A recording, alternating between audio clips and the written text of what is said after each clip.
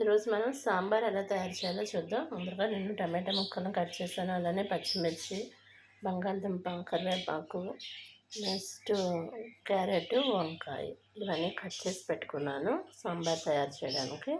అలానే సాంబార్ తయారు చేయడానికి కావాల్సిన చింతపండు జ్యూస్ని కూడా, చింతపండు రసాన్ని కూడా ఇలాగా నానబెట్టి ఉంచుకున్నాను. అలాగే పప్పు కావలసినవి మెంతులు, ఆవాలు, ఎండుమిర్చి, కరివేపాకు, ఎండు వెల్లుల్లిపాయ ఇవి కూడా పప్పుకు కావాల్సి తీసి పెట్టి ఉంచాను. అలానే కారం, సరిపడేంత సాల్టు, ప్లస్ కొంచెం చిటికెడు పసుపు, ఇవన్నీ కూడా రెడీ చేసి పెట్టుకున్నాను.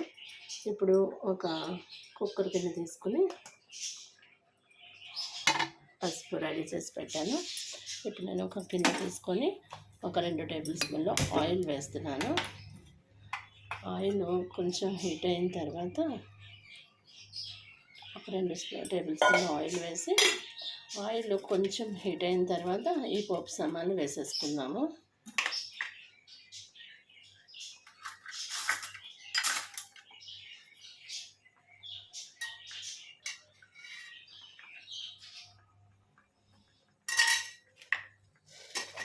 ఆయిల్ హీట్ అయ్యింది. ఇప్పుడు ఫస్ట్ వెల్లుల్లిపాయలు వేసుకొని, వెల్లుల్లిపాయలు కొంచెం లైట్ బ్రౌనిష్ వచ్చిన తర్వాత మనం పోపు సామాన్లు వేసుకోవచ్చు.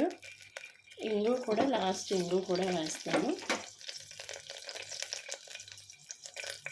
ఇది కొంచెం లైట్ బ్రౌనిష్ రానివ్వండి. చూసారా, ఇవి కొంచెం లైట్ బ్రౌనిష్ రానిద్దాం వెల్లుల్లిపాయల్ని.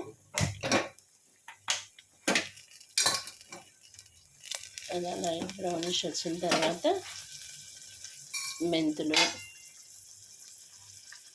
ఆవాలు, ఎండుమిర్చి వేద్దాము. ఇవి కూడా కొంచెం గోల్డెన్ కలర్ వచ్చేంత వరకు అలా ఉంచి, ఇప్పుడు మనం ముక్కలు కట్ చేసి పెట్టుకున్నాం కదా, అవి వేసేద్దాం. ఇప్పుడు కట్ చేసి పెట్టుకున్నాం క్యారెట్,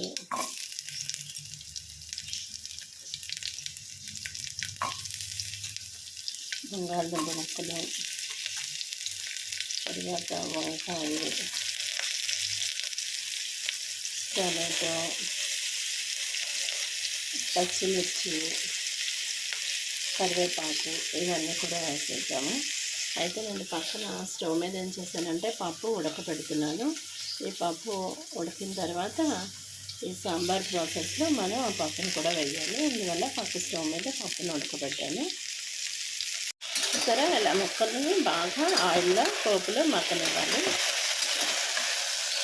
బాగా మగ్గిన తర్వాత మనం చింతపండు రసం వేసుకొని అది కూడా కొంచెం ఉడకనిచ్చిన తర్వాత మనం ఆల్రెడీ ఉత్తిపప్పు తయారు చేసి పెట్టుకున్నాం కదా, ఆ ఉత్తిపప్పులు వేసి కావలసినంత సాల్టు, కారం, చిటికెడు పసుపు వేస్తే సాంబారు రెడీ అయిపోతుంది. కొంచెం ఇంట్రెస్ట్ ఇలా ముక్కలన్నీ బాగా మగ్గుతున్నప్పుడు మనం చింతపండు రసం కూడా తీసి పెట్టుకున్న చింతపండు రసం కూడా వేసేసి ముక్కలతో పాటు బాగా ఉడకనివ్వాలి. కొంచెం బాగా ఉడికిన తర్వాత ఇలా ఉడుకుతున్నప్పుడు చిటికెడు పసుపు,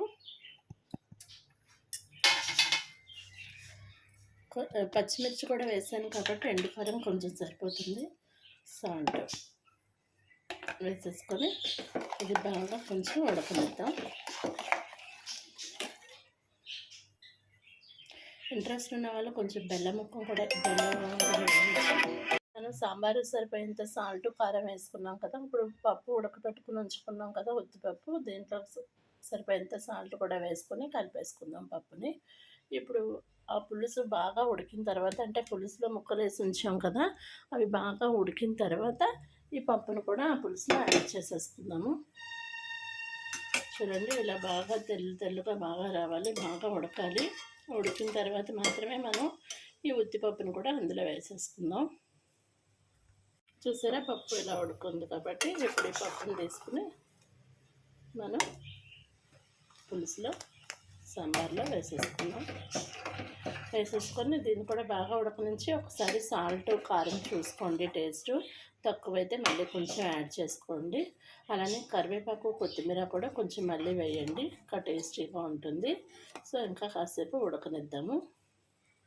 టేస్టీ అయిన సాంబార్ రెడీ అయిపోయింది. వేడివేడి అన్నంలో కానీ లేకపోతే ఇడ్లీలో కానీ ఈ సాంబార్ తింటే చాలా టేస్టీగా ఉంటుంది. సో మీరు కూడా తప్పకుండా ట్రై చేస్తారనుకుంటున్నాను. ఆ వీడియోస్ నచ్చినట్లయితే మీ ఫ్రెండ్స్కి, మీ రిలేటివ్స్కి షేర్ చేయండి. నా వీడియోస్ లైక్ చేసి నా ఛానల్ని సబ్స్క్రైబ్ చేయండి. Thank you for watching my videos. Please like, share and subscribe to my channel. Thank you.